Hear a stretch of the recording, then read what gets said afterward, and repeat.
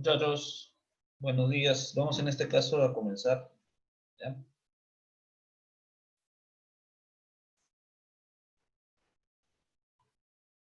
Y entonces vamos a ver aquí lo que corresponde a lo que es refrigeradores. ¿Ya?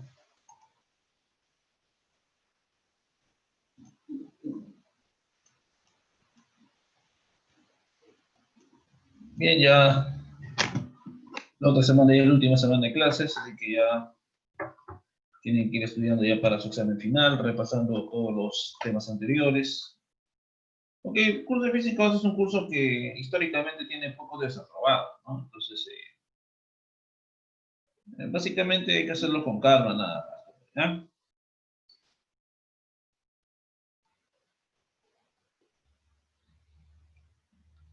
Pucha, que estos memes de Chela, pucha, que están por todos lados regados, ¿no? Qué bárbaro. Ya está.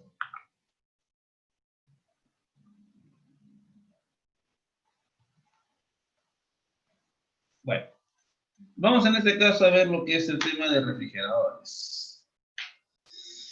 Bien, entonces muchachos, aquí nosotros podemos visualizar un refrigerador como una máquina térmica que opera de forma inversa. Más o menos de qué trata esto de aquí. Una máquina térmica lo que en este caso hace es toma calor de un lugar caliente y cede calor a un lugar más frío. Un refrigerador, muchachos, hace justamente exactamente lo contrario. Lo que hace el refrigerador es toma calor de un lugar frío, se quita energía de un lugar frío en este caso, y se dé calor a un lugar, en este caso, más caliente. Por lo general, al aire del sitio donde está el refrigerador. Por eso, muchachos, si tú vas hacia la parte posterior de un refrigerador, siempre está justamente caliente la parte de atrás de un refrigerador cualquiera. Obviamente también por la corriente que circula y todo, que eso es parte. Más importante es justamente que el calor se disipa hacia el exterior. Y por lo tanto, muchachos, esas rejas metálicas que se utilizan justamente es como el metal, disipa también, deja pasar rápidamente el calor. Si bien es cierto, se mantiene caliente, no se mantiene caliente tanto tiempo en este caso, ¿no? Entonces, por ejemplo, ¿no? Básicamente para que entiendas algunas cositas. O sea, aparte de la corriente, ¿no? Que hace que se libere calor, más es el refrigerador que en la parte exterior, en la parte posterior está caliente, porque está liberándose calor en este caso. ¿Sí? Entonces, una máquina térmica tiene una salida neta de trabajo mecánico. Entonces, si yo voy a tomar un poco de calor o una cantidad de calor para sacarla justamente, pues, para sacar esa cantidad de calor del interior, y al final en el exterior yo tengo, en este caso, pues un calor mucho más grande, el que salió del interior, es porque tiene que haber una fuente de energía, muchachos, que movilice el calor en sentido contrario al habitual. Porque tú sabes que el calor, de forma en este caso natural, se propaga de mayor temperatura a menor temperatura. En el refrigerador estamos haciendo que la energía vaya de forma inversa al calor, que el calor vaya de menos temperatura a más temperatura. Pero para eso entonces hay que proporcionar justamente pues hay que hacer trabajo. Entonces muchachos, para un refrigerador, como en este caso, el de justamente pues del foco frío, de la parte fría, va a entrar el calor, entonces ese calor que entra va a ser positivo, que entra al sistema. Pero justamente muchachos, como se va a hacer trabajo sobre este sistema, entonces el trabajo va a ser negativo, y el calor de salida, que es lo que bota, va a ser en este caso negativo también. No, por eso, muchachos, que en nuestra convención de signos, cuando vas a evaluar la magnitud del trabajo desarrollado por el sistema, en este caso va a ser negativo, porque justamente ahí está entrando energía al sistema en este caso.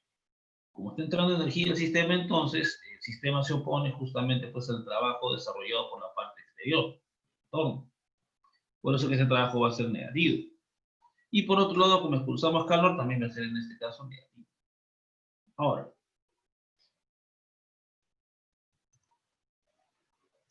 Entonces, la figura muestra, por ejemplo, un diagrama de flujo de energía de un refrigerador. Y tú sabes, hermano, pues aquí, este vendría a ser el esquema del interior del refrigerador que se encuentra pues a esta temperatura menor T sub C, va a dirigirse el calor y va a entrar, en este caso va a salir en este caso a través de la refri, a través del motor y dispositivo mecánico de la refri. Entonces el calor va entrando por aquí. Para poder justamente expulsar calor en mayor magnitud hacia, en este caso, pues el exterior que está a más temperatura, entonces hay que hacer un trabajo justamente para poder arrastrar esta energía y al final botar justamente pues toda esta cantidad de calor al exterior. Justamente, muchachos, todo lo inverso de lo que ocurre en una máquina térmica. De todas maneras, hay procesos cíclicos de refrigeración. ¿Okay? Y tú ya sabes, muchachos, pues que por primera ley, la suma de calores, y en este caso el trabajo por ciclo, tienen que ser iguales.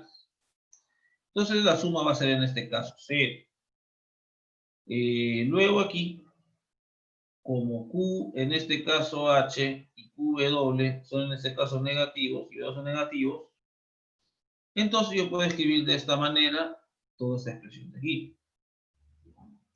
Entonces el calor que en este caso pues, o la energía que en este caso pues sale de la máquina, siempre va a ser igual a la suma de las energías que entran a la máquina. En este caso el refrigerador, ¿no? La suma de energías que entran al refrigerador va a ser igual a la energía que termina saliendo del refrigerador.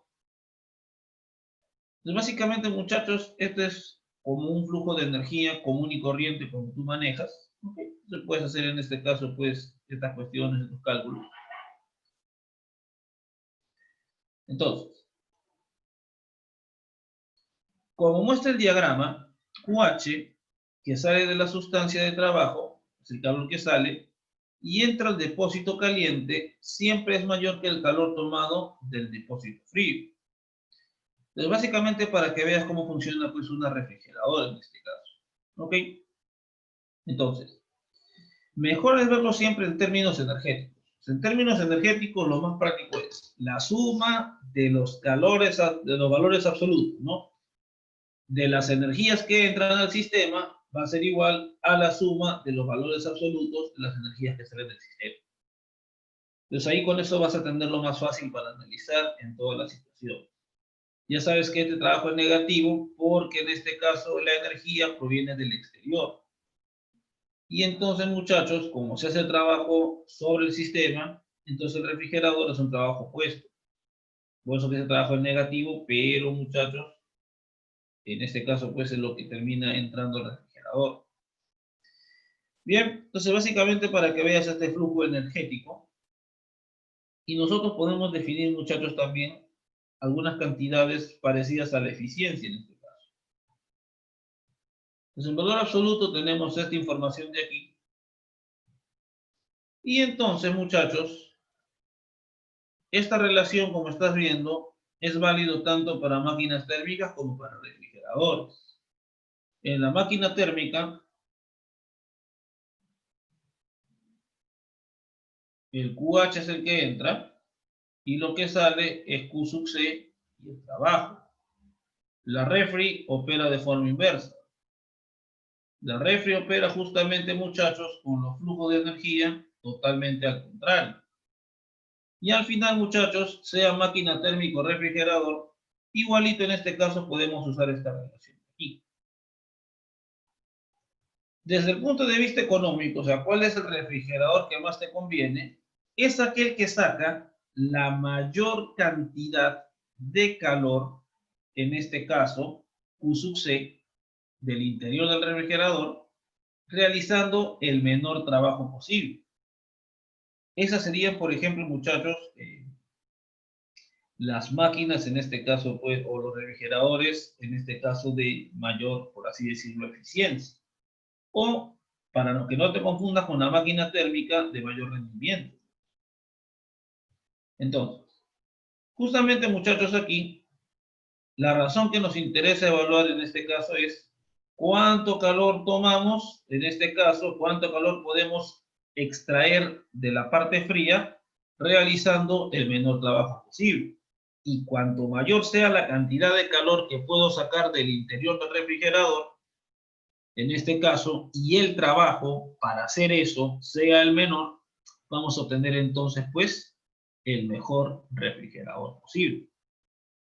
Al cociente justamente de el calor en este caso pues que extraemos del refrigerador y el trabajo para hacerlo se le llama coeficiente de rendimiento y se denota con la letra K mayúscula. Entonces, como ya sabemos la relación de flujos en este caso aquí, de calor, entonces muchachos, yo tengo aquí pues que el coeficiente de rendimiento va a ser Q sub C entre, en este caso pues, el trabajo para extraerlo, que va a ser de esta manera aquí. Ya sabes que todas estas tienen que medirse en las mismas unidades, por lo tanto, este coeficiente de rendimiento K es un número adimensional. Muchachos, yo tenía un compañero, pues que, por ejemplo, ¿no? Él tenía quería hacer en este caso lo siguiente, ¿no? ¿Tú has visto en Dragon Ball, por ejemplo, cuando viene Trunks y viene con su refrigerador? Y su refrigerador, en este caso de Trunks, no funcionaba pues enchufándolo a la corriente ni nada por el estilo. Él se dedicó a lo que es la parte de energía solar. Entonces quería hacer un refrigerador que funcione justamente pues con energía solar. Ahora, y el asunto justamente era pues el asunto del rendimiento, ¿no? Que tenía que tener bastante material, una aleación de aluminio, ¿no? Para poder en este caso pues hacer ese refrigerador.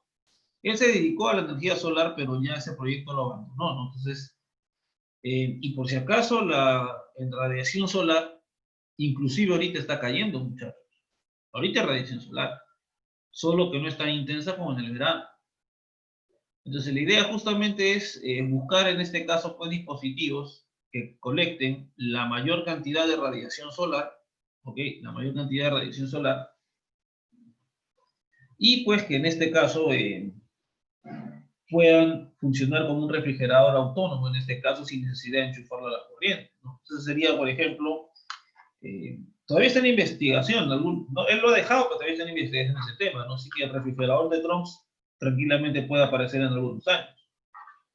Entonces el asunto justamente es ver, buscar una fuente de energía que haga la chamba para poder extraer el calor del interior del refrigerador y botarlo hacia afuera. Entonces, para que veas en este caso, muchachos, pues que de refrigeradores se podrían aprovechar varias cosas en este caso realmente, ¿no? Y en algún momento tratar de producir refrigeradores que funcionen con energía solar. Te cuento justamente también ya tocando el tema, por ejemplo en España a una persona lo demandaron porque él puso en su techo puros paneles solares y él prácticamente no pagaba recibo de luz. En la mañana veía con la luz solar y en la noche tranquilamente pues con la energía que conectaba. Estas cuestiones de la energía y todo, muchachos, son temas que siempre nos van a interesar. Si alguno de ustedes se interesa en los estudios energéticos y toda esta cuestión, ¿ok? Hay justamente pues un centro que se llama en la UNI el Centro de Energías Renovables, que está dirigido justamente por un físico de la facultad. Entonces ahí, por ejemplo, hay varios proyectos interesantes, ¿no? Porque tú sabes que al final siempre vamos a necesitar energía. Y mientras sean renovables las fuentes, mejor todavía. Entonces, muchachos, regresando aquí al tema, entonces con esto se calcula pues el coeficiente de rendimiento, ¿ok? De un refrigerador, ¿ok? Entonces fíjate hermano cómo se evalúa, no vayas a pensar que es la inversa de la eficiencia, porque no tiene nada que ver, ¿eh? La eficiencia en la máquina térmica es trabajo entre, en este caso pues, el calor que absorbe la máquina. Mientras que aquí el coeficiente de rendimiento va a ser el calor extraído del interior del refrigerador comparado, muchachos, con el trabajo. Entonces, prácticamente en este caso, pues, hay que tener en cuenta esta situación. ¿Ya? No es la inversa, no son lo mismo. ¿Ya? Continuamos aquí entonces, muchachos, rápidamente. Entonces, por ejemplo, los acondicionadores de aire. Justamente ahora que en el verano que se acerca, seguro va a ser un calor de Michigan. En este caso, muchachos, eso funciona con el mismo principio.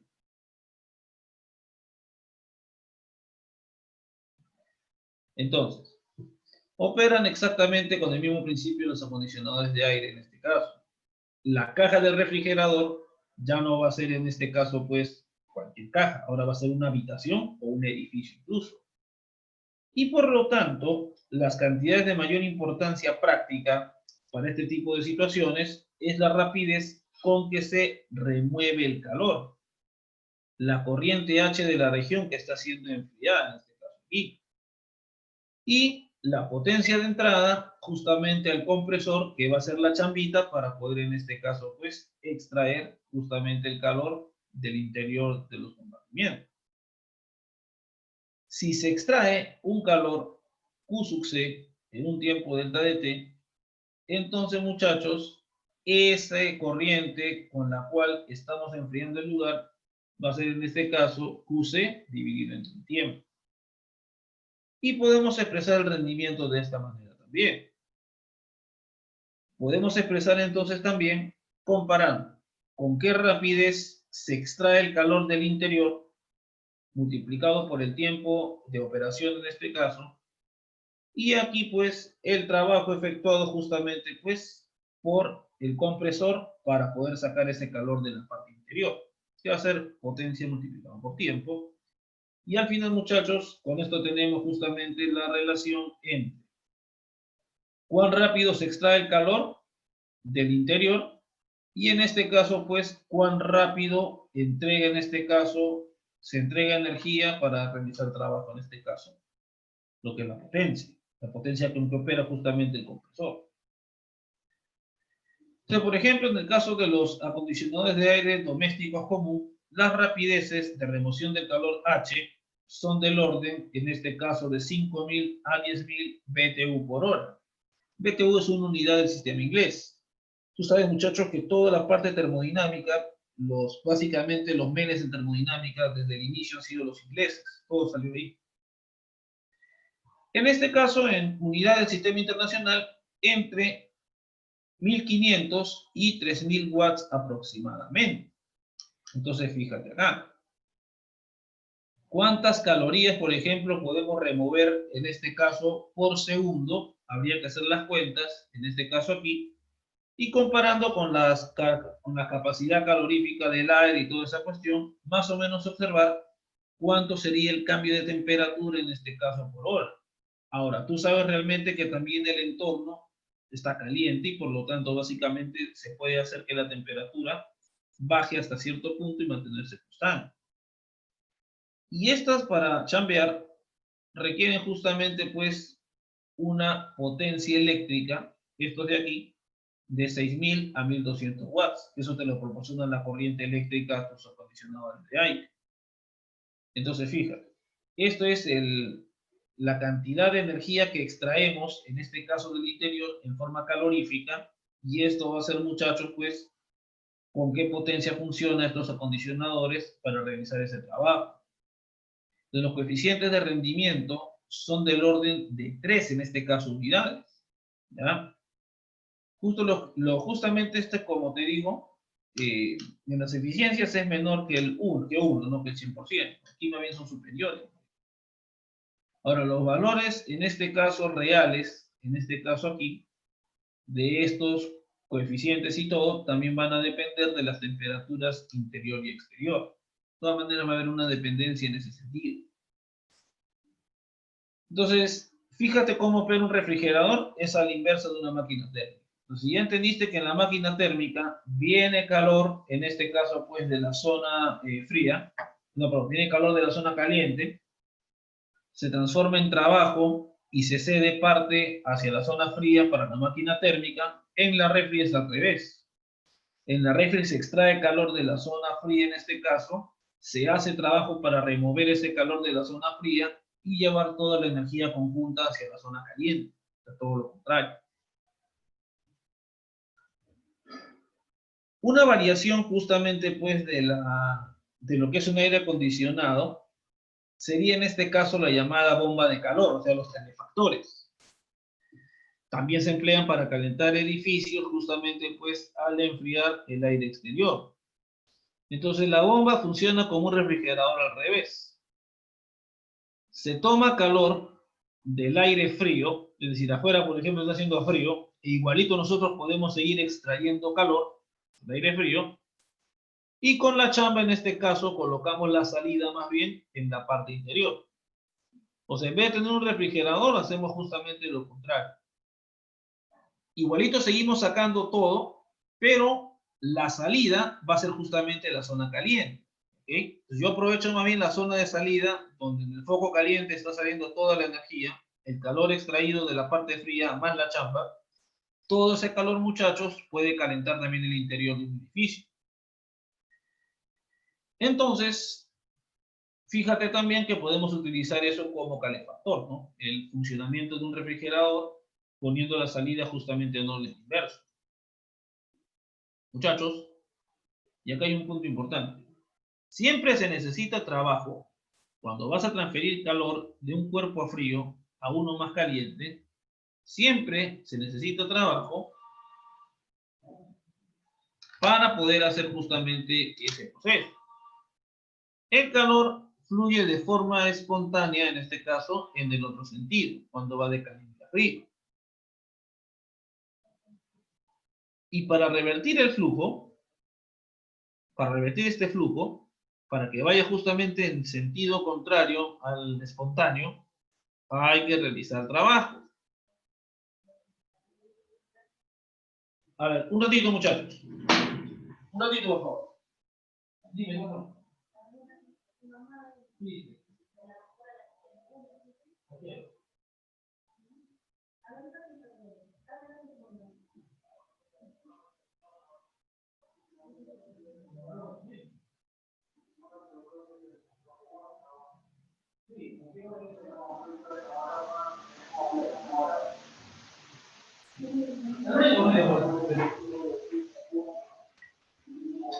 Listo, muchachos, disculpen. Me llamó mi viejita. A ver, entonces se confundió de horario en este caso. A ver, entonces, como te digo, repitiendo, recapitulando. O sea, cuando tú quieres mandar el calor de mayor a menor temperatura, eso va a ser de forma espontánea, no necesitas agregar ninguna fuente energética más. Pero para mandarlo del frío al caliente, siempre se va a requerir en este caso, pues, trabajo para revertir ese flujo y para que lleves el calor hacia la zona de mayor temperatura. La experiencia demuestra en este caso que es imposible hacer un refrigerador que transporte calor de un cuerpo más frío a uno más caliente sin agregar trabajo. O sea, muchachos, caballero tiene que realizarse el trabajo para mover la energía del más frío al más caliente.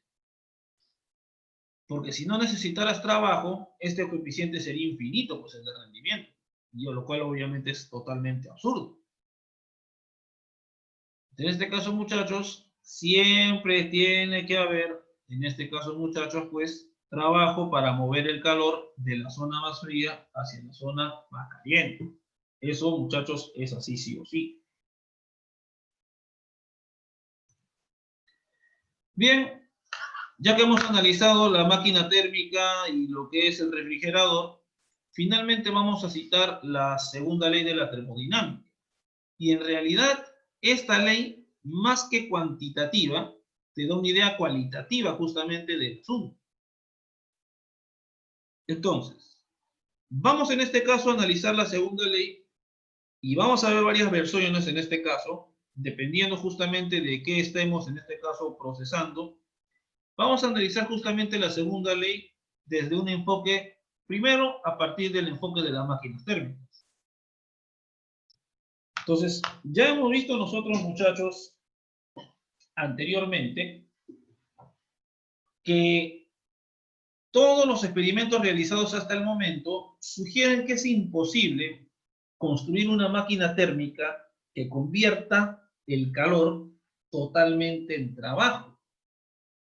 Es decir, una máquina térmica con una eficiencia del 100%. Eso no se puede construir, o por lo menos hasta la fecha no se ha logrado, ¿verdad? Porque tú sabes que nada es 100% cierto en este caso, todo va evolucionando. Hasta antes de la relatividad, muchachos, por ejemplo, había cosas que ya estaban sentadas. Pero con los nuevos experimentos se encontró que las teorías, en este caso clásicas, no servían. La mecánica newtoniana, las transformaciones de Galileo. Después, cuando se evolucionó el asunto, apareció justamente pues la relatividad con las transformaciones de Lorentz, ya el asunto cambió. Y algunas cosas que no podían explicarse se explicaron. Acá estoy hablando de la actualidad. Yo no puedo asegurar que esto se cumple 100% en este caso, pero por lo menos se cumple en el 100% de los casos que se han analizado, que se han hecho experimentos y que se puede corroborar esta ley.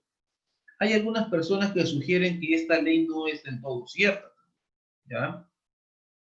Que dicen que hay algunos en situaciones físicas donde esta ley deja de incumplirse en este caso, ¿ya? Pero para todos los dispositivos analizados que se utilizan en la industria, que funcionan con calor y toda la cuestión, esta ley se cumple, ¿ya? Así que eso tómalo en cuenta, ¿ya? Como te dije, esta es una ley que siempre le tiran piedras porque algunos no están convencidos de su validez, ¿ya? Pero los experimentos nos sugieren que se cumple, ¿ya? Por lo menos los que hemos analizado no, en este caso, incumplen esta ley de la termodinámica. Entonces, esta imposibilidad de transformar todo el calor totalmente en trabajo es la base justamente del enunciado de la segunda ley. Dice que es imposible que un sistema efectúe, en este caso, un proceso en el que absorba calor de un depósito de temperatura uniforme y lo convierta totalmente en trabajo mecánico, terminando en el mismo estado que inició. Entonces, fíjate lo que dice aquí. Es imposible que un sistema efectúe un proceso en el que absorba calor de un depósito de temperatura uniforme y lo convierta totalmente en trabajo mecánico, terminando en el mismo estado que inició. Tú sabes en este caso que el proceso donde regresa al mismo estado que inició se llama proceso cíclico. Prácticamente te dice que es imposible que tome calor, en este caso de un depósito, y lo convierta totalmente en trabajo luego de un ciclo de operación, en este caso pues de la máquina térmica. Justamente, muchachos, a este enunciado se le llama justamente pues el enunciado de la segunda ley aplicada a las máquinas térmicas, también enunciado llamado de Kelvin-Planck. Entonces, muchachos, aquí ellos entendieron justamente la segunda ley y la enfocaron a partir justamente pues de las máquinas térmicas. Ahora, entonces básicamente lo que te dice en resumen es esto. O sea, que es imposible que en un ciclo de operación de la máquina, donde tú retornes al estado inicial, luego de concluir un ciclo, en este caso un proceso cíclico, es imposible que todo el calor que se haya, en este caso, absorbido en todo ese proceso cíclico se transforme íntegramente en trabajo. Eso no se puede. Muchachos, puedes encontrar procesos, escúchame, procesos que forman parte del proceso cíclico, donde todo el calor se transforma en trabajo, pero no en un proceso cíclico. Como un proceso cíclico yo lo puedo partir a su vez como un conjunto de procesos, puede ser que en uno de esos procesos todo el calor se transforme en trabajo. Por ejemplo, para el gas ideal, el proceso donde todo el calor se transforma en trabajo es el proceso isotérmico. Entonces ahí, por ejemplo, tú tienes esa situación. Pero tú no puedes construir un proceso cíclico a punta de puros procesos isotérmicos. Eso no se puede. Porque si estás en la misma isoterma, nunca cambia la temperatura. Pues. Entonces, fíjate ahí entonces ese detalle. ¿Ya? Entonces, en un proceso cíclico, ya en el conjunto global de todos los procesos, no se puede transformar todo el calor que absorbe en trabajo mecánico. ¿Ya? Siempre se va a ceder una parte a fuego frío. El fundamento de la segunda ley de la termodinámica, por ejemplo, es la diferencia entre la naturaleza de la energía interna y de la energía mecánica macroscópica.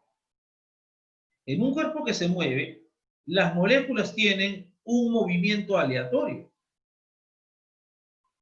como por ejemplo en este caso las moléculas, en este caso un gas, que tiene un movimiento aleatorio, al que se superpone un movimiento coordinado de todas las moléculas en la dirección de la velocidad del cuerpo.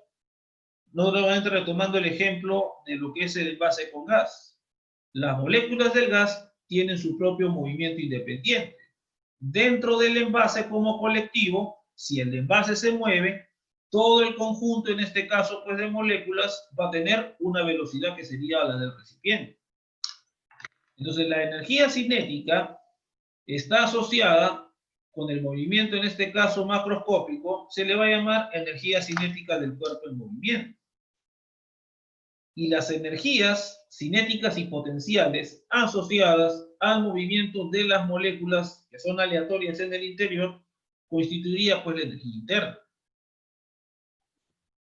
Entonces, muchachos, ya tomando otro ejemplo aparte del gas, si un cuerpo que se desliza sobre una superficie se detiene a causa de la fricción, el movimiento aleatorio, un movimiento organizado del cuerpo, se convierte en movimiento aleatorio de, en este caso, las moléculas del cuerpo y las superficies.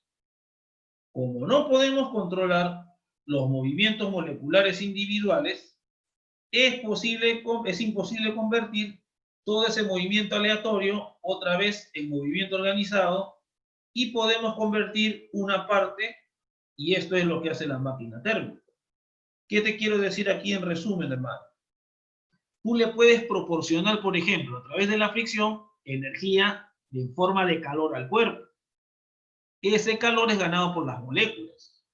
Y ese hace justamente que el movimiento del interior se vuelva más aleatorio.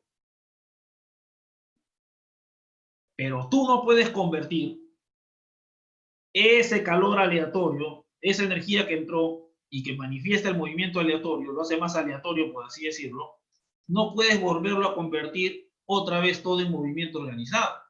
Todo ese calor que pudo haber ganado el pata, se lo puedes entregar a otro cuerpo. Y ese otro cuerpo podría realizar trabajo. Pero no todo. Básicamente lo que te está diciendo es, en resumen, por ejemplo, el trabajo de la fricción genera calor. Ahora, ese calor que has obtenido, tú lo puedes transformar solamente parcialmente en trabajo. En algunas situaciones en cuestión, no en todo.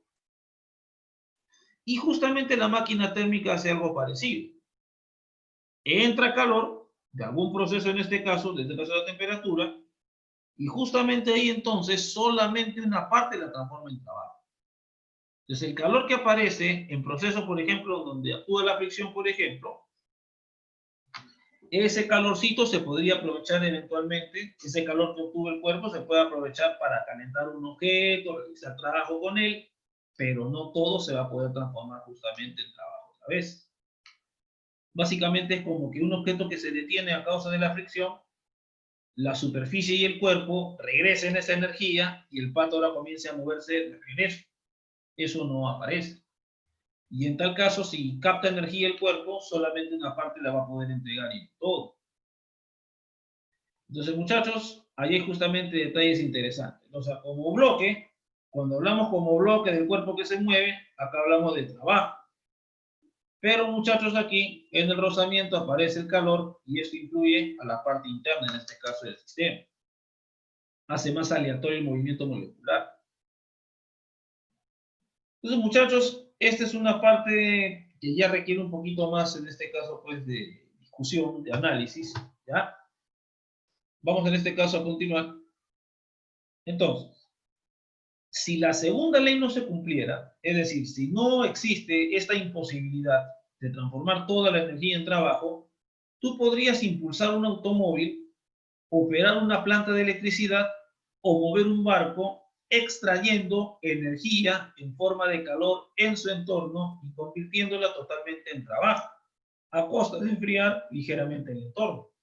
Es como, por ejemplo, tú en este caso, por ejemplo, ves un carro y el carro se queda pues sin energía, entonces si no se cumpliera la segunda ley, entonces enfrío el aire, chapo calor justamente del aire, chapo energía y hago que mi carro vuelva a funcionar otra vez. Y eso no tiene sentido, eso no sucede.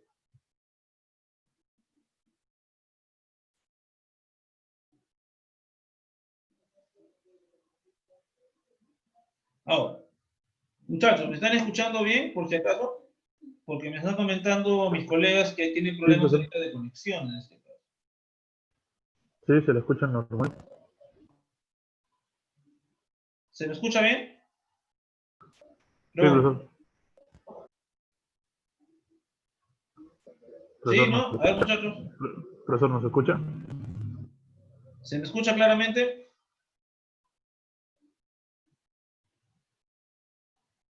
Sí, ah, ya. Sí, lo que pasa es que varios colegas están que me escriben si tengo problemas de conexión, porque ellos también están con problemas ahorita, ¿no? Bueno, felizmente no nos ha pasado. A ver.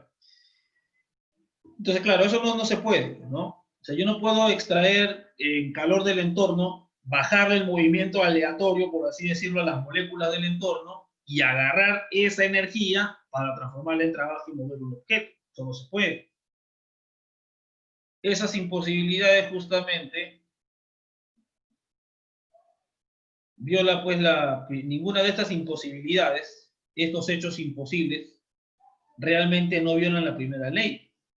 Porque la primera ley te habla justamente simplemente de que la energía que entra es igual a la energía que sale. Eso te dice la primera ley. La primera ley no te dice si es posible que ocurra una transferencia de energía en un sentido o en otro. ¿Ok? Entonces, ahí está el detallito. La primera ley no dice nada respecto a esos eventos de arriba. Para la primera ley esos eventos son tranquilamente posibles. ¿Ok? Entonces, por lo tanto, la segunda ley no se deduce de la primera, más bien es una ley natural, en este caso de independiente. La primera ley solamente niega la posibilidad de crear o destruir energía. O sea, solamente te dice, en este caso, pues, en que, en este caso, la energía que gana uno siempre la va a perder otro, ninguno puede ganar energía de la nada, ninguno va a perder energía y esa energía no pasa a otro cuerpo. Todos son procesos de transferencia de energía y mientras se cumplen las cuentas, no hay ningún problema con la primera ley. Pero la primera ley no te dice en qué sentido se pueden dar los procesos. Yo puedo transformar, en este caso, el trabajo en calor y el calor en trabajo. Pero tenemos límites para hacer esto. La segunda ley limita la disponibilidad de la energía y las formas en que puede usarse y convertirse esta energía. Entonces, una te dice que la energía no viene de la nada, ni se va a la nada. Siempre viene de un cuerpo y va hacia otro cuerpo en este caso. Eso es lo que te dice la primera ley en resumen. La segunda ley te dice que no toda la energía que tú entregues en este caso va a estar disponible para transformarse en trabajo o en este caso para transformarse en calor. No todo va a ser así. Y que hay un límite justamente a la disponibilidad de energía que podemos tener en cada proceso. Además, muchachos, que la segunda ley tiene de forma implícita la situación en que unos procesos se den en un sentido y no en otros también. Bien, muchachos, vamos a darles en este caso un altito. A las 11 continuamos, ¿les parece? A las 11, ¿sí?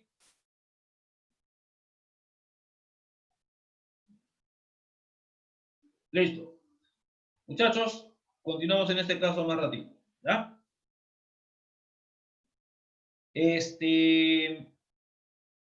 Mira, yo tengo lo escucho muy bajito, ¿ah? Yo tengo mi volumen en 50.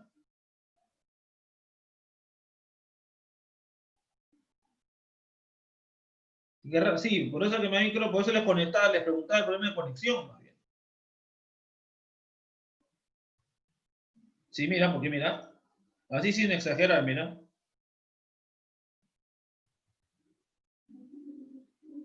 A ver, muchachos, hablen por favor, para escucharles. ¿Me escucha, profe? Ahora sí. Sí, ha habido problema de conexión, ¿ah? Sí, han habido problemas de conexión bien bravos, ¿ah? Qué raro. La meme de Ya. Sheila te hacen que se caiga el Zoom. Ah, su madre. Sí, ya me imagino. Ya. Si se cae el Zoom, les envío de todas maneras el PPT, no se preocupen. ¿Ya? Ya, muchachos. Entonces, a las 11 regresamos, ¿ya?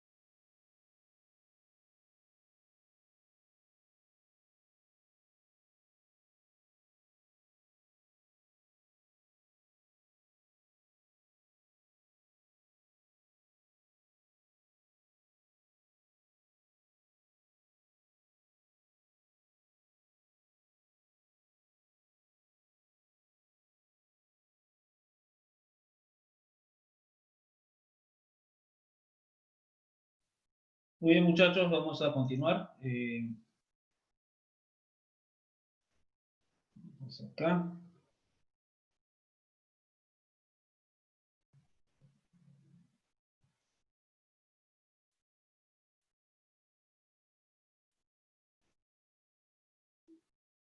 Entonces, muchachos, seguimos por acá. Entonces, como le decía, ¿no? Recapitulando lo último que dijimos, ¿no? La primera ley te dice en este caso, pues, que la energía no puede aparecer ni desaparecer de la nada. Y la segunda ley te dice cuánto de la energía en un proceso puede ser transformada en otra forma de energía, en este caso, ¿ya? Pone ciertas limitaciones en el proceso. Eso fue bajo el enfoque de la máquina térmica. Ahora vamos a replantear la segunda ley. El análisis de los refrigeradores también es la base justamente de un planteamiento alternativo para la segunda ley. El calor fluye de forma espontánea de los cuerpos más calientes a los más fríos y nunca a la inversa. Hablamos de forma espontánea. Un refrigerador lleva el calor de un cuerpo más frío a uno más caliente, aunque para funcionar requiere de un aporte de energía mecánica o trabajo. Entonces, muchachos, la segunda ley, bajo el punto de vista de la máquina térmica, nos dice que es imposible que un proceso tenga como único resultado transferencia de calor de un cuerpo más frío a uno más caliente. O sea, estamos hablando no de un proceso cíclico, no de un proceso nada más. En un proceso cualquiera, es en este caso, pues, imposible que tengamos nosotros transferencia de calor de un cuerpo más frío a uno más caliente. O sea, eso no puede ocurrir. ¿Ya? A este enunciado se le conoce como la segunda ley de la termodinámica aplicada a los refrigeradores. También se conoce como el enunciado de Clausius.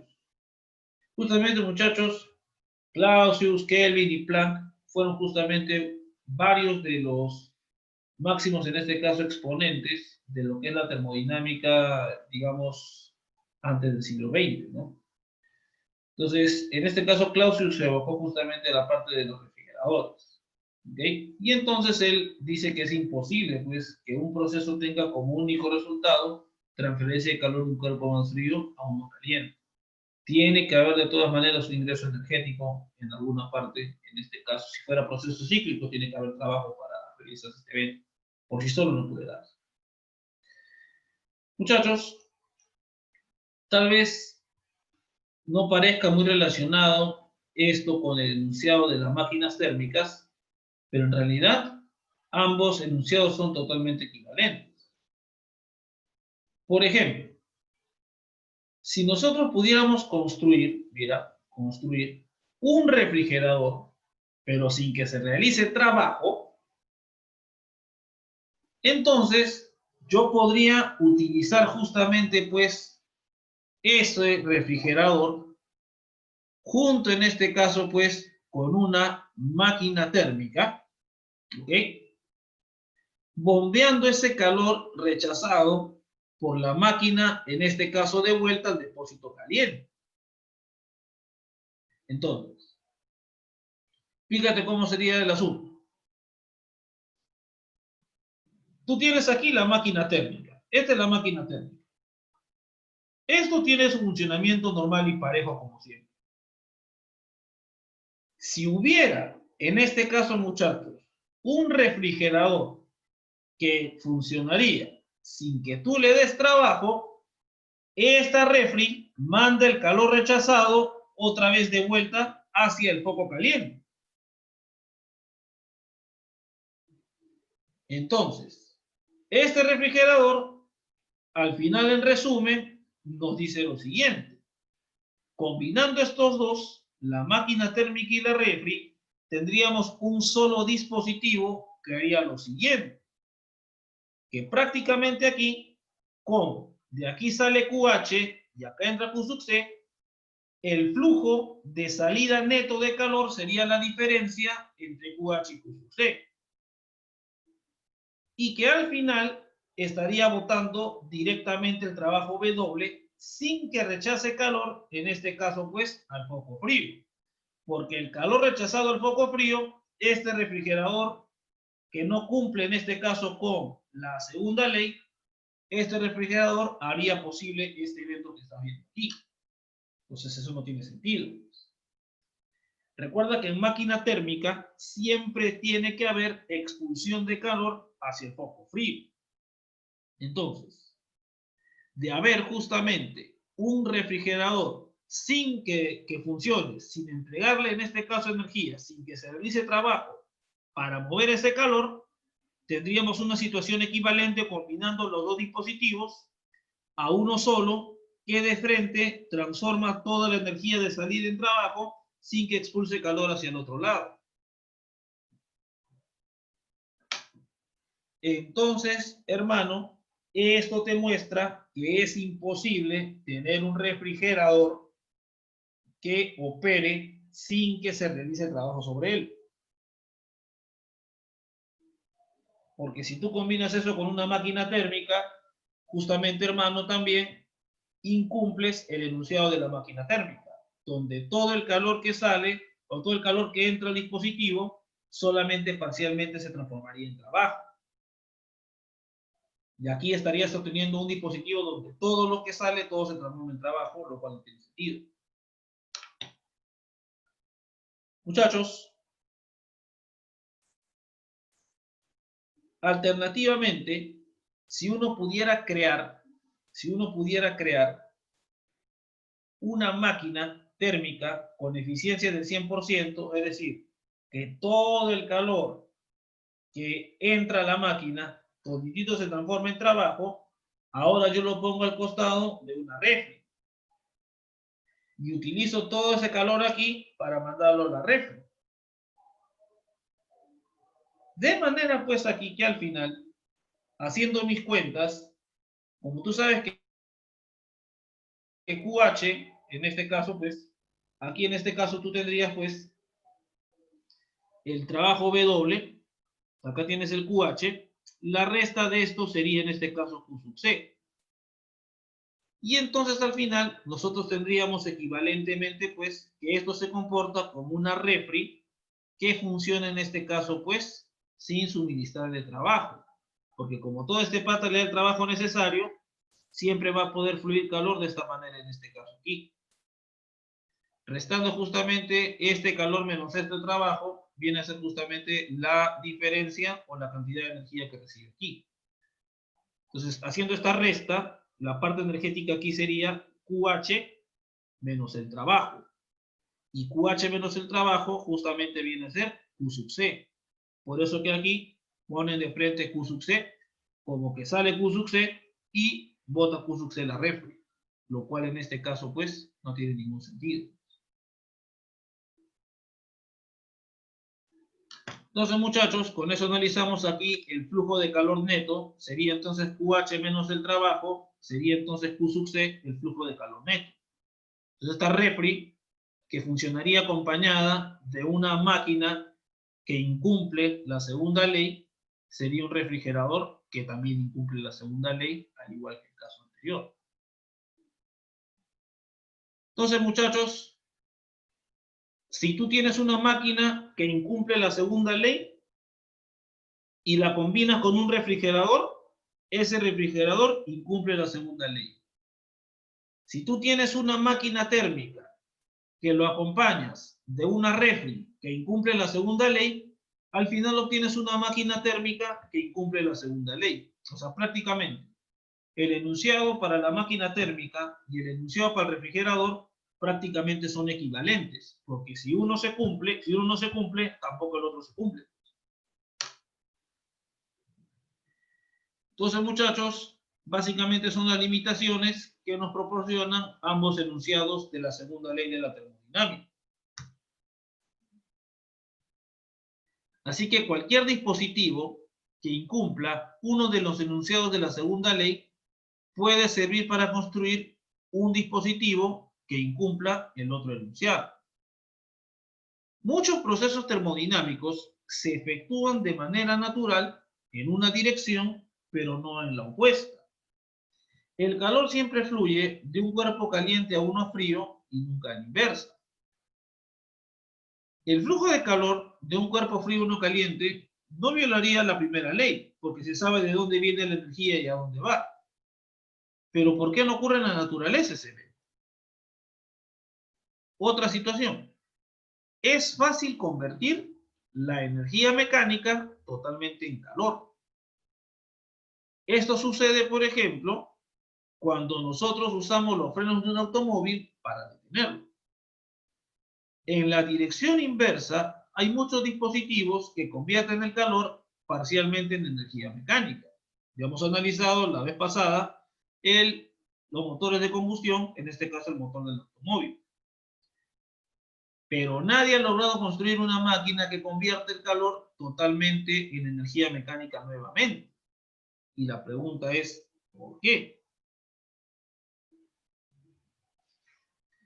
Entonces, muchachos, para poder entender toda esa situación, tenemos que discutir la dirección justamente de los procesos termodinámicos.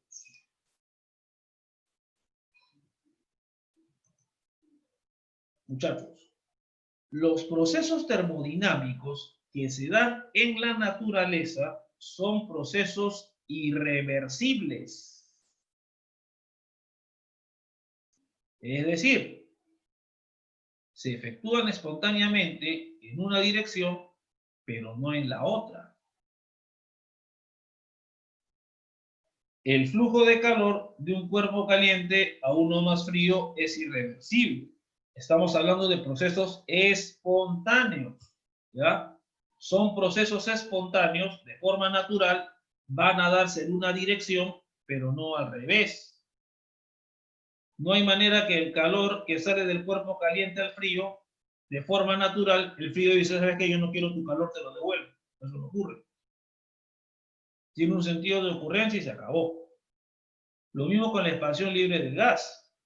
El gas se expande libremente, ocupando en este caso el volumen. Las moléculas no dicen, oye, mucho espacio. No, mejor regresemos y quedémonos con nuestro volumen inicial. No, eso no ocurre. Se expande en este caso el gas libremente y sus moléculas ocupan un volumen más grande. Simplemente. Y por sí solo no pueden regresar al volumen anterior. Hay que hacer trabajo para poderlo. Hay que hacer trabajo también para regresar parte del calor, en este caso, hacia el cuerpo caliente también. Al deslizar un libro sobre una mesa, convertimos la energía mecánica en calor por fricción. Este proceso es irreversible también, pues nadie ha observado el proceso inverso, que un libro que está inicialmente en reposo sobre una mesa, de la nada comience a moverse y que en ese proceso se enfríen la mesa y el libro para darle energía cinética. Entonces, porque todos estos procesos de transferencia energética tienen un sentido de ocurrencia de forma natural. Lo inverso no ocurre. A pesar de esta dirección preferente para todos los procesos naturales, podemos imaginar un tipo de procesos idealizados que serían en este caso irreversibles.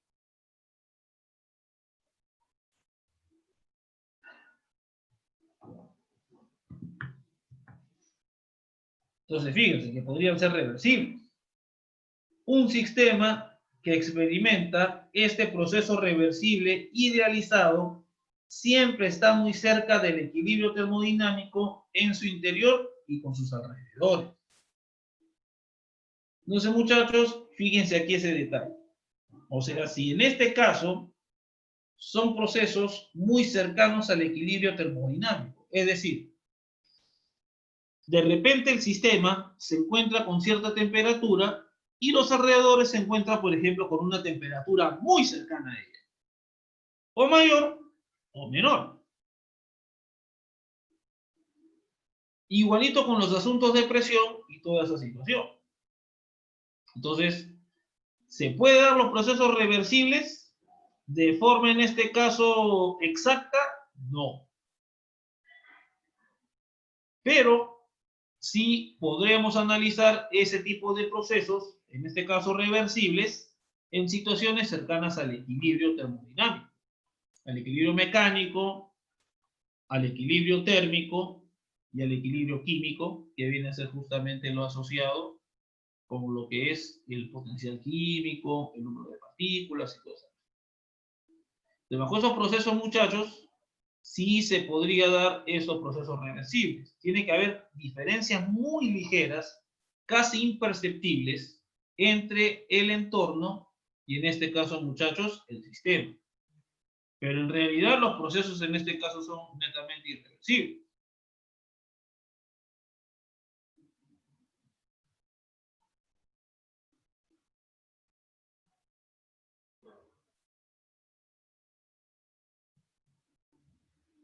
Ahora, entonces, muchachos, continuamos por aquí. Entonces, cualquier cambio de estado que se presente podría revertirse con solo modificar infinitesimalmente las condiciones del sistema. Por ejemplo, el flujo de calor entre dos cuerpos cuya temperatura solo difiera infinitesimalmente puede revertirse haciendo un cambio muy pequeño en una temperatura o en la otra. Entonces, por ejemplo, por eso que en los procesos del tipo isotérmicos, como hemos analizado anteriormente, y en el caso exclusivo del gas ideal, muchachos, en esos procesos la temperatura es constante. Profe, cuando aplico la primera ley habla de calor y trabajo, pero en el proceso isotérmico, profe, está a la misma temperatura. ¿Cómo rayo va a haber calor? Justamente porque los alrededores, y en este caso pues el sistema, difieren infinitesimalmente en la temperatura. No es que exactamente el pata que está afuera esté a una temperatura más elevada que el sistema. Está a una temperatura ligeramente superior a la que tiene el sistema. Para que en esa situación, en ese proceso donde la temperatura del gas se mantiene constante del ideal, puede haber transmisión de calor y no cambiar su energía interna. Muchachos, igualito también en un proceso isotérmico para gas ideal, ojo, no estoy hablando de proceso isotérmico en general, pero no para gas ideal en concreto. Entonces, muchachos, ahí también se puede, en este caso, pues, el sistema, cuando se hace trabajo, se comprime, en este caso, recibiría energía también del gas, en una compresión isotérmica. Y en ese caso, muchachos, yo interpreto justamente ese trabajo como ganancia de calor, en este caso como pérdida de calor. Como que está perdiendo calor el sistema al realizar el trabajo, pero la temperatura se mantiene constante. Entonces, ¿por qué? Porque tienen una temperatura, en este caso ya sería el gas, ligeramente superior al entorno, para expulsar ese calor y hacerlo en forma de trabajo. Les puedo hablar de procesos reversibles para condiciones cercanas, en este caso al equilibrio. Muy cercanas al equilibrio. Ejemplito. Tengo aquí una caja de metal a 70 Celsius y tengo aquí, por ejemplo, un bloque de hierro a 0 Celsius. El calor fluye, por ejemplo, de la caja hacia el hielo. Y, muchachos, cuando se llega pues al equilibrio térmico, estando 40 y 40 los dos, por ejemplo, pero nunca el calor va al revés. O sea, es imposible que el agua decida, ¿sabes qué, compadre? Ya no quiero tu energía. Te la devuelvo, yo me bajo a 0 y tú llegas a 70. Eso no se puede. En este caso, muchachos, este proceso, mis queridos amigos, es un proceso del tipo irreversible. Entonces aquí, esto sería irreversible. El calor fluye en un sentido, la energía fluye en un sentido y no tiene cómo volver. En cambio, en este proceso, donde tanto la temperatura de la caja y del hielo, por ejemplo, es 0 Celsius, si yo aumento o reduzco infinitesimalmente la temperatura de la caja, o sea, por ejemplo, esto está por encima del 0, un cachito por encima del 0, por ejemplo, si la caja está un cachito por encima del 0, el lleno ganaría calor, se derretiría, muchachos, pero al final, muchachos, las temperaturas serían 0 Celsius. Y si yo decido bajarle un poquito la temperatura al metal, entonces muchachos, pero tiene que ser bien poquito, ahora más bien el agua líquida perdería en este caso pues calorcito y se iría otra vez congelando. Entonces muchachos, esto sería un proceso del tipo reversible. Por eso muchachos que los cambios de fase, como has visto justamente se había hablado del cambio de fase en física 1, esos son procesos del tipo reversibles.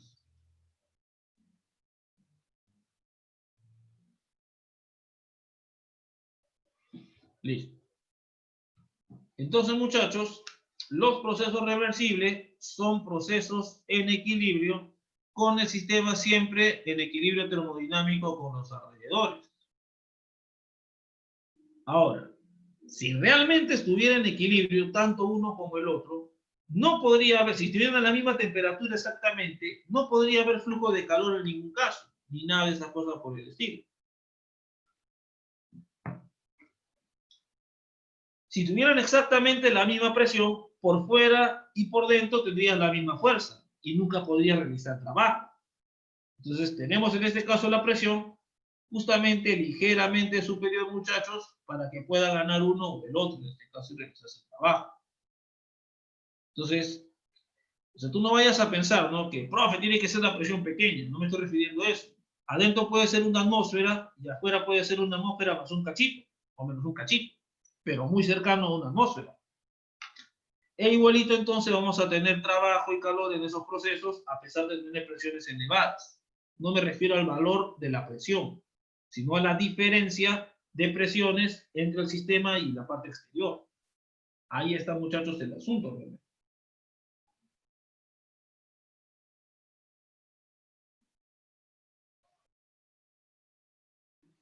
Ahora.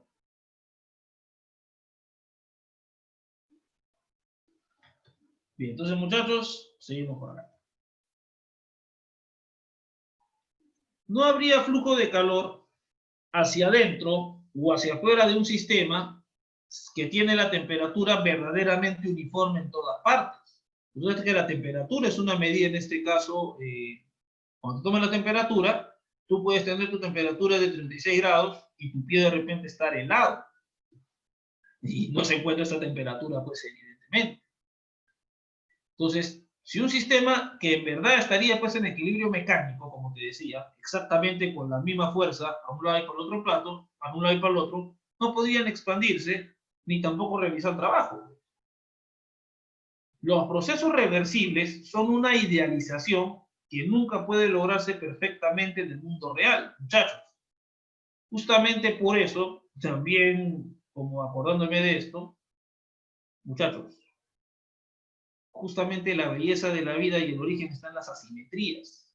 Si fuera realmente todo simétrico y exactamente uniforme, no podría darse justamente pues los desequilibrios, los movimientos, las cosas. Siempre tiene que haber en este caso, muchachos, de alguna manera, diferencias ligeras entre uno y otro para poder darse justamente los procesos. En la vida real es así, muchachos. ¿Ah?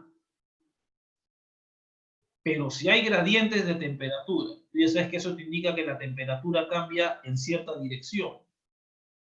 Y diferencias de presión en la sustancia con el entorno son en este caso bastante pequeños, entonces podríamos mantener al sistema muy cerca del equilibrio y llegaríamos a los procesos casi reversibles. En contraste,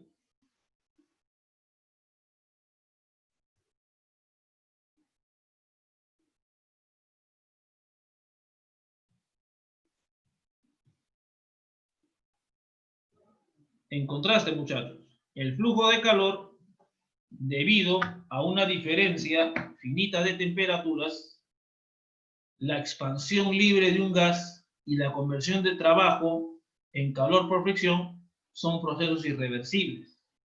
Ningún cambio pequeño en las condiciones en que podría ocurrir estos procesos podría darse la situación de que empiezan a ocurrir de forma contraria.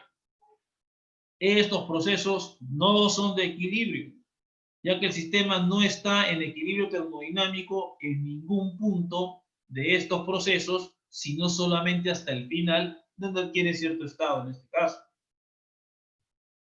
Entonces, fíjate la diferencia entre reversibles e irreversibles. En los procesos reversibles, el sistema y el entorno siempre están muy cerca del equilibrio. Mientras que en un irreversible no puede darse bajo ningún concepto el proceso en sentido contrario. ¿Ok? Y el sistema nunca está en equilibrio solamente hasta culminar este proceso. Entonces, muchachos,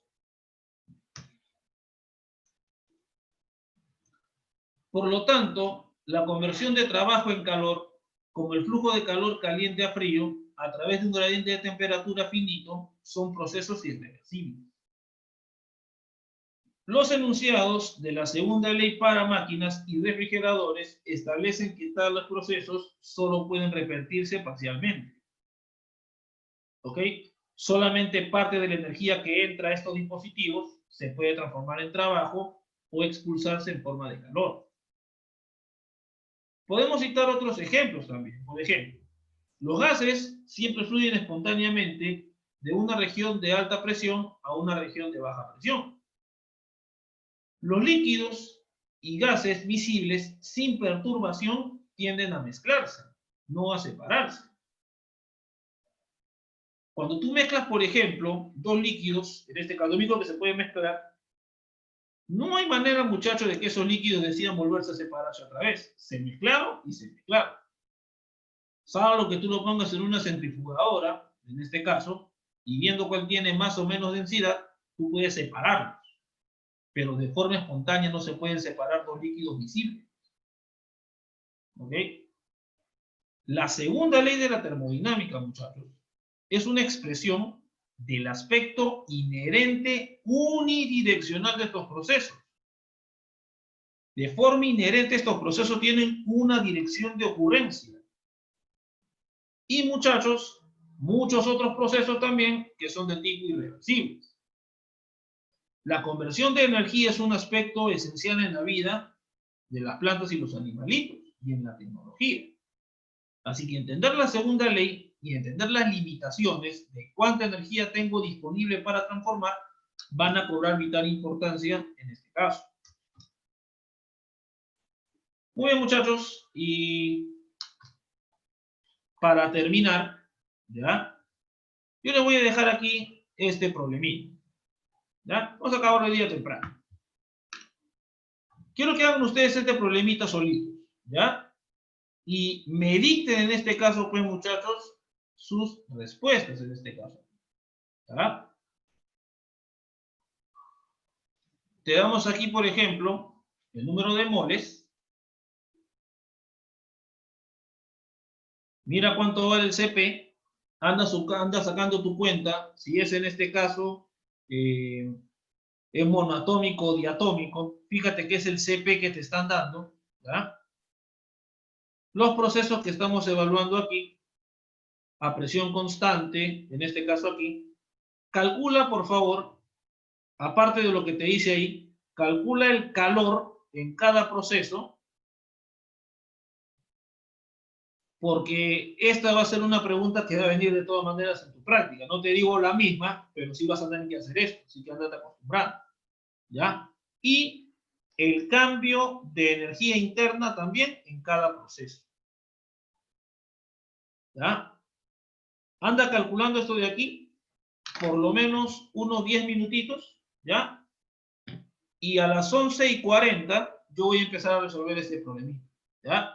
Anda resolviendo esto de aquí porque algo va a venir en tu práctica parecido. No te digo el mismo ciclo, pero vas a tener que analizar estas situaciones aquí. Fíjate que no te hemos dado ni presión ni volumen. Así que, hermano, si te damos esos datos es porque se puede resolver, ¿ya? Así que, muchachos, unos 10 minutitos vayan planteando, ¿ya? Ok, o 15 si quieres. Ya yo te dejo ya a las 11:45, yo empiezo a darte ya los tips para hacer este problema. Pero anda practicando porque algo sí viene en tu plan. ¿Ya?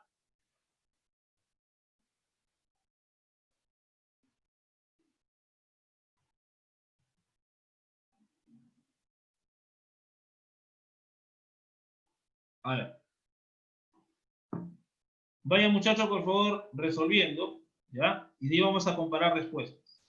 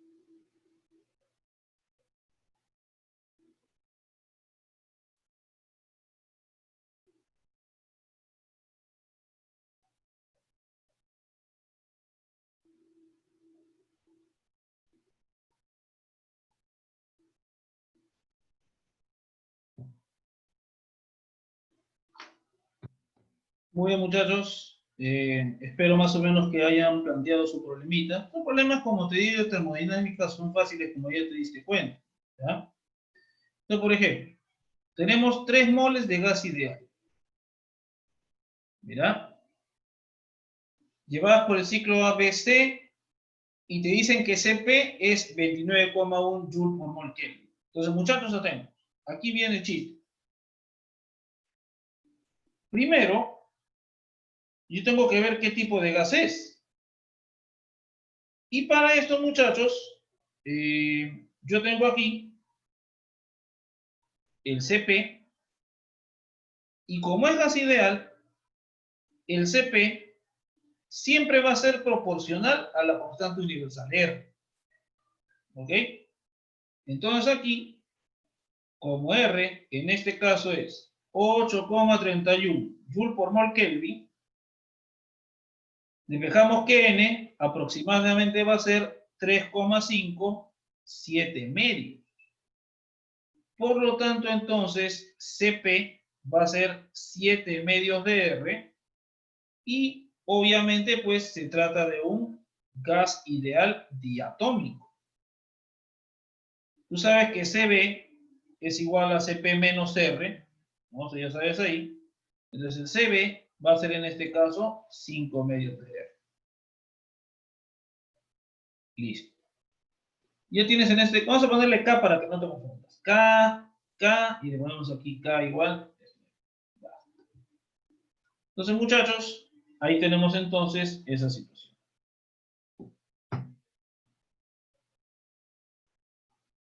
Ya está. Ahora.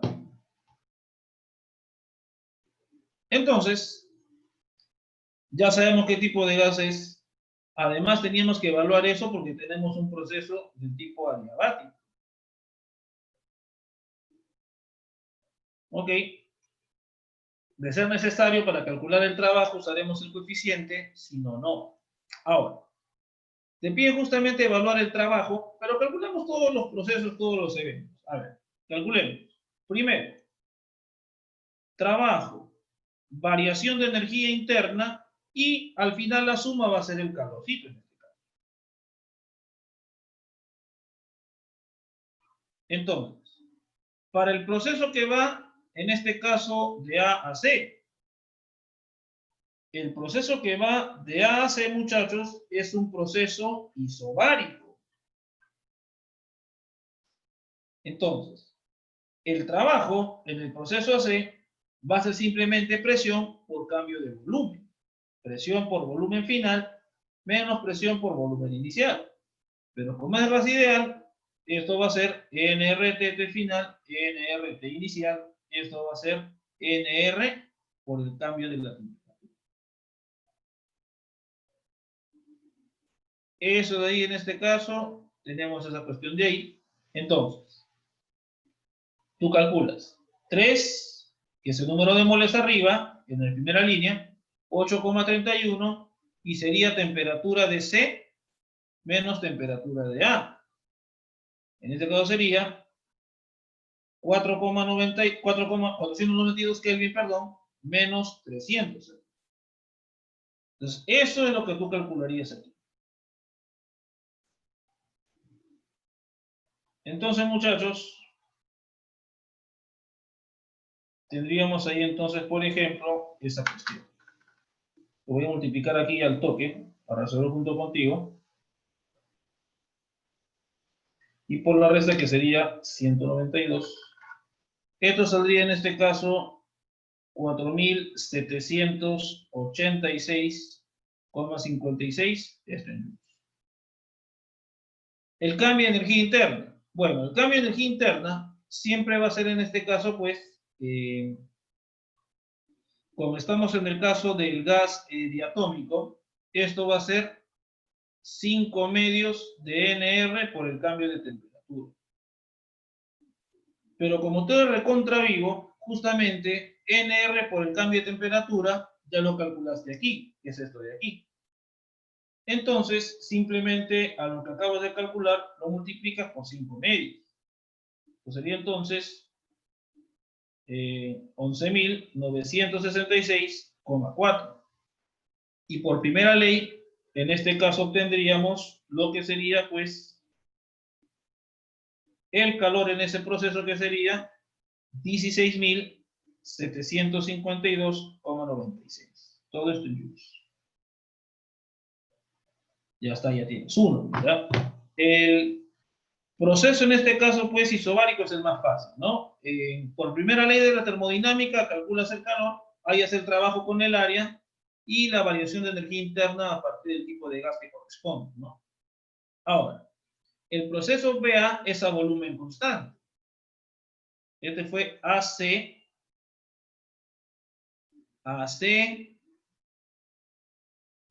ahora seguimos con CB. CB en este caso es adiabático, así que el calor de frente es cero. ¿Ok? Ahora, calculemos, muchachos, aquí rápidamente, pues, el cambio de energía interna, en este caso, entre el proceso C y B. Esto va a ser 5 medios de NR por el cambio de temperatura. 5 medios por 3 por 8,31, y el cambio de temperatura cuando vas de C a B. La temperatura B es 600, en este caso aquí, es 600, la temperatura del estado B, y la temperatura del estado C es 492. Entonces, muchachos, operando en este caso aquí contigo, ¿ok?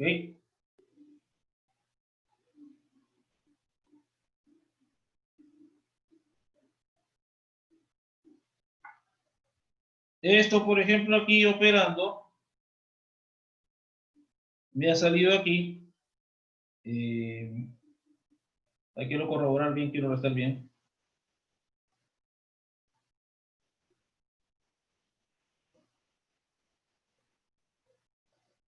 Ya.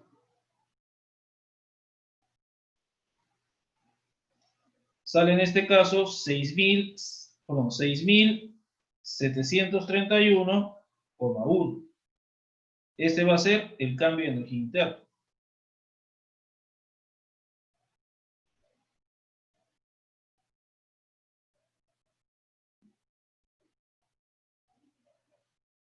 Por la primera ley, el trabajo y el cambio de energía interna tienen que darte el calor. Entonces, este va a ser menos, en este caso, pues, 6.731,1. Y por último, el proceso que va de B a es a volumen constante. Entonces, con ese volumen constante aquí, el trabajo en este caso va a ser 0.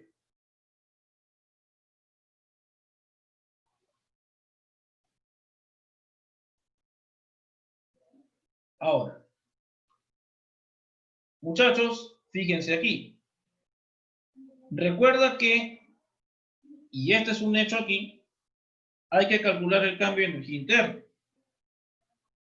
Ahora, tú inteligentemente recuerdas que si sumas en un ciclo termodinámico, el cambio de energía interna es 0.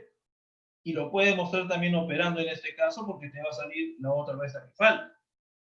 Entonces, muchachos, aquí simplemente, como sabes que va a salir 0 por concepto, lo puedes operar también. Y acá te va a salir entonces este cambio menos, en este caso, 18.697. Hipotéticamente, sí. 1,5, ¿no? Y como la suma del trabajo más el cambio de energía interna tiene que darte el calor va a ser entonces 18.697,5. ¿Ok? Muchachos. Algo interesante, mira. Cuando tú hagas las restas, hermano, te va a salir un trabajo negativo y aquí un calor negativo. Muchachos, entonces acá viene la pregunta. Lo que hemos analizado aquí, ¿ha sido una máquina térmica o ha sido un refrigerador? Te pregunto. ¿Qué hemos analizado aquí? ¿Una máquina térmica o un refrigerador? Mira, saca tu pluma.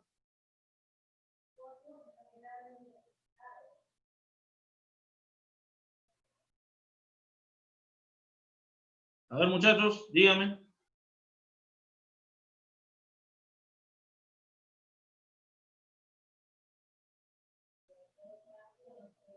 Aquí hemos cambiado con una máquina térmica o con un refrigerador. Ya para terminar, muchachos. A ver, saquen su cuenta.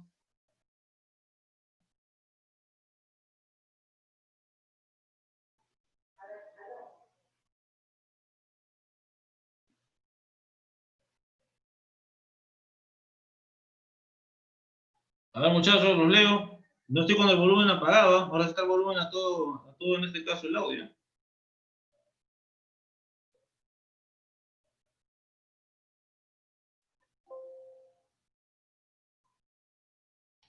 ¿Podría repetir su pregunta, profesor? ¿Cómo? ¿Podría repetir su pregunta, por favor?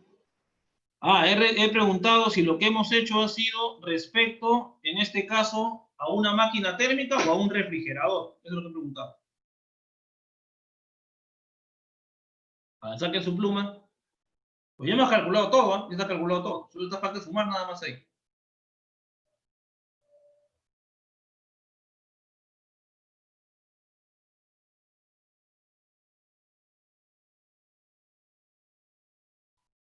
Ya. Bien, muchachos, entonces ahí lo vamos a dejar por hoy. Ya tienen que darse cuenta, pues, que, mira, el trabajo es negativo. Y el trabajo negativo significa que en este caso el sistema está recibiendo trabajo en vez de realizarlo. Y en ese caso, muchachos, lo que nosotros tendríamos aquí es el ciclo de un refrigerador, más bien. Eso es lo que en este caso nosotros estamos apreciando aquí. Es un refrigerador. ¿Cómo te das cuenta que es máquina térmica? Cuando el trabajo efectuado por ciclo es positivo. Ahí la máquina está haciendo trabajo para mover algún objeto. Aquí, como el trabajo total sale negativo, esto corresponde, muchachos, a un refrigerador. Bien. Entonces, muchachos, ya les comparto el video. Quería hacer este problemita con ustedes para que vean cómo en este caso pues, pueden plantear en este caso. Bien. Listo, muchachos. Entonces ya nos estamos viendo. Cuídense, por favor. Y estudien para el día, en este caso, viernes. ¿Ya?